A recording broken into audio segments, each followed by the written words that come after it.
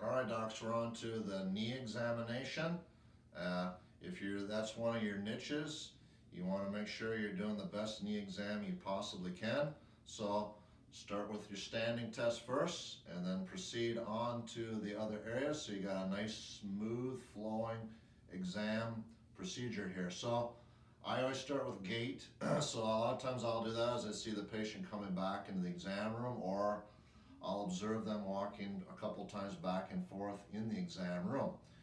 We've talked about this in other videos, but observe for the 5 red flags of pronation. Really important with the knee, because a lot of docs get tunnel vision.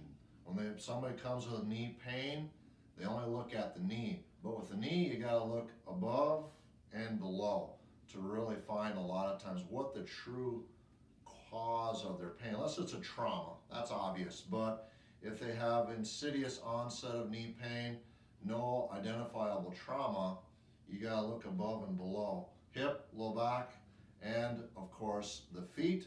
And then finally, if I think they have meniscus involvement in their knee, before I have them lay down, I always will go to a test called Thessaly's test. This is the best meniscus test, and not many doctors know this test. So Noah, will you face me?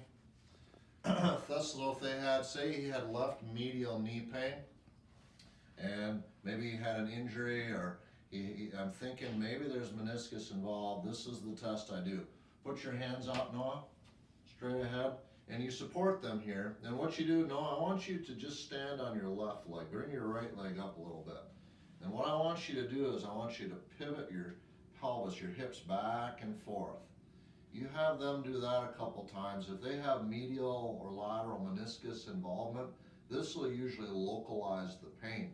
If that doesn't get them, do that same position again. Now squat down a little bit. Now you gotta hold them here, a little more.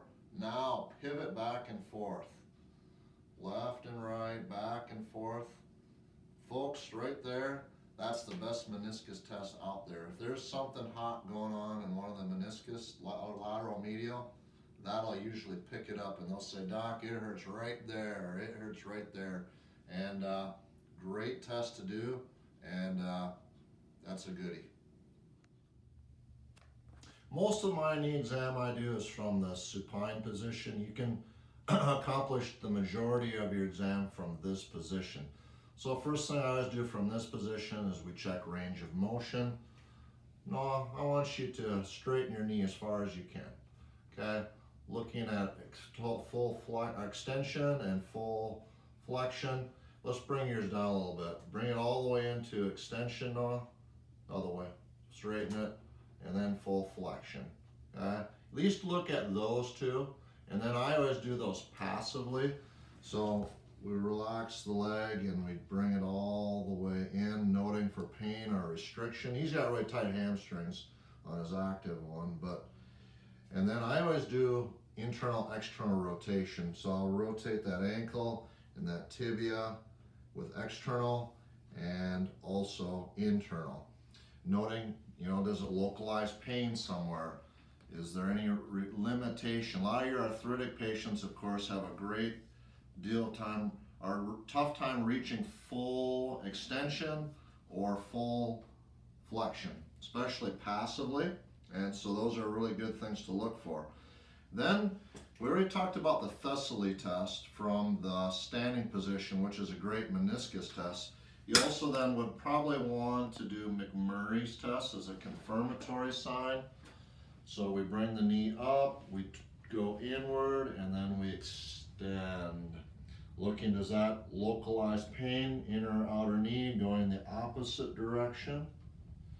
And a nice meniscus test, but not as sensitive as the Thessaly test. Then I always go into testing the medial collateral, lateral collateral ligaments. So you should do that with the knee straight, adduction stress test, but you also should bring the knee up to 20 or 30 degrees and then stress that joint inwardly. And then of course your abduction stress test, both straight, testing the lateral collateral, and with the knee at 20 to 30 degrees, testing the lateral collateral. Then of course you have drawer test. So anterior drawer, make sure you get that foot and ankle stabilized so that there's no play in that, and then bring the knee out, pulling on that tibia, looking, is there excessive movement? Is there pain? Always compare this test side to side. Then of course you have posterior drawer test too. So anterior, posterior, looking at the anterior and posterior cruciate ligaments. Another goodie for the ACL is called Lockman's test. And that one is a little tricky to do on your own, but what you have to do sometimes is I'll get a CA to stabilize the femur, and then what you try to do is to try to draw this forward, pulling it towards you. And that is a good test. You have somebody stabilize above and you're pulling below. That a lot of times will bring out an ACL injury if you don't pick it up on anterior drawer test. The test I like to do next is to look at the patella. Is there chondromalacia, patellofemoral syndrome?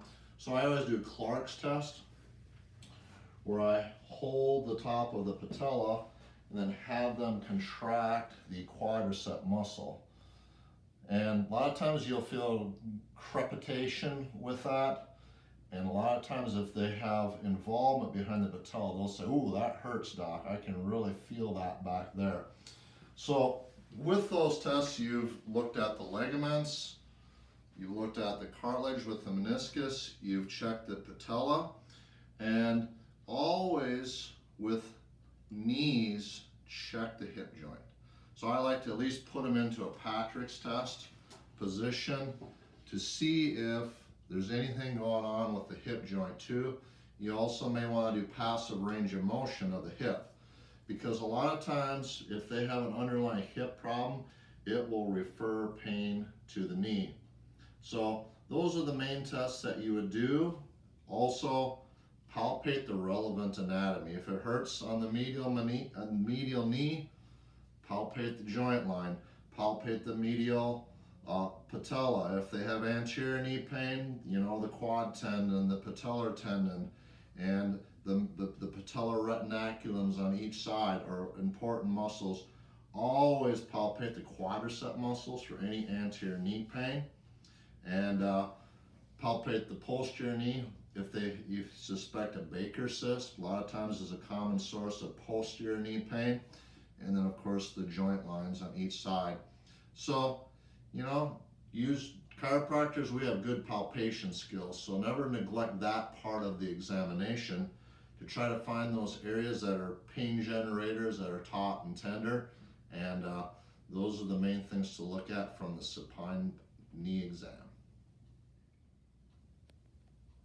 Remember with your knees, especially these niche patients, a lot of these are coming in as probably arthritic knees, at least a lot of the ones I see in clinical practice. It's important when you do x-rays on the knees, just like we as chiropractors, when we do spinal x-rays, we do those weight bearing.